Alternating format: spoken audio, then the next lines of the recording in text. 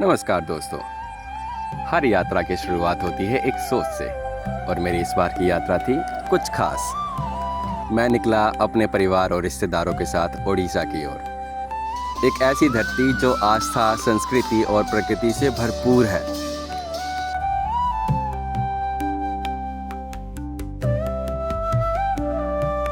Train की सीटी बजी और जैसे शरीर के अंदर एक लहर सी दौड़ गई।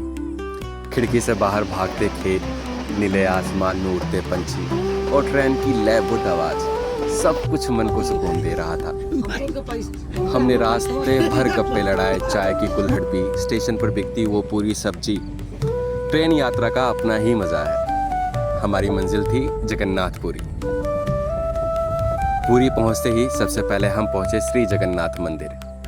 ऊंचा शिखर, लहराता ध्वज और मंदिर के चारों ओर गूंजते मंत्र, वो वातावरण आपको भीतर तक सुकून देता है। मंदिर का इतिहास, वहाँ की रथ यात्रा और भगवान जगन्नाथ की महिमा, ये सिर्फ देखने का नहीं, महसूस करने की चीज़ें हैं। मैं यहाँ से आपको क्या ही बता दूंगा।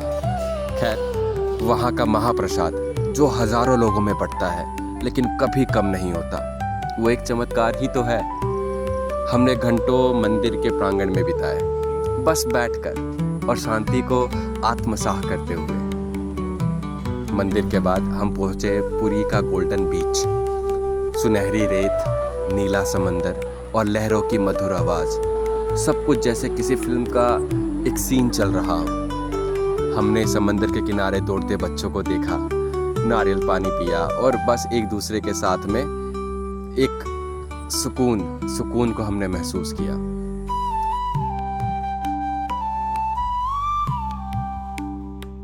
हर कोई अपनी यही दुनिया में खुश था, जिसे सब कुछ पीछे छोड़ आए हो। और जब सूरज डूबने लगा, आसमान नारंगी और गुलाबी रंगों से भर गया। वो नज़ारा कभी नहीं भूल सकता, मैं कभी नहीं भूल सकता। अगले दिन हमारी यात्रा हमें ले गई कोणार्क के प्रसिद्ध सूर्य मंदिर की ओर। जैसे ही मंदिर दिखा, बस एक ही शब्द निकला मुंह से, वाह। इतनी बारीकी से की गई पत्थर की निकासी, वो विशाल पहिए जो समय को दर्शाते हैं। ये जगह कला और विज्ञान दोनों का संगम है, दोनों का संगम। ये मंदिर सिर्फ पूजा का स्थल नहीं है, ये उस दौर की सोच, वास्तुकला और दृष्टि का परिचय देता है। सूरज की किरणें जब मंदिरों की दीवारों से टकराई, वो दृश्य मन मोह लेने वाला था दोस्तों, मन मोह लेने वाला।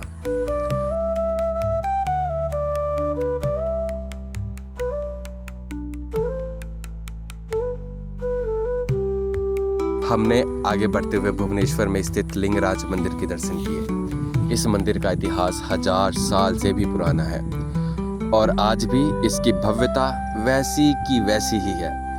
धार्मिक स्थलों के बीच हमने तय किया कुछ समय प्रकृति की ओर भी बिताया जाए, तो इसी सोच के साथ हम पहुँचे नंदन कानन जू। यहाँ का माहौल शांत, हरा भरा और जीवों से भरपूर था। सफ़ेद बाघों को इतने पास से देखकर एक अद्भुत अनुभव हुआ। बच्चों ने हिरन, बंदर, पक्षियों और हाथियों को देखकर बहुत मस्ती की। हमने एक छोटा सा सफारी राइड भी किया। पूरी लौटते वक्त हमने दर्शन किए सखी गोपाल मंदिर के। ये मंदिर छोटा ज़रूर है, लेकिन इसकी महिमा बहुत बड़ी है। लोक कथाओं के अनुसार भगवान श्री कृष्ण खुद यहाँ गवाह बने थे।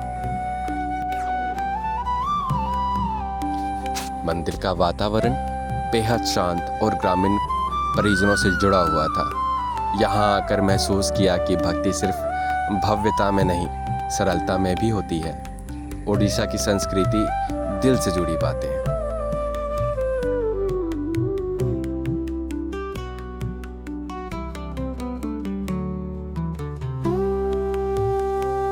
हस्त शिल्पकारों को अपनी कारीगरी में मगन।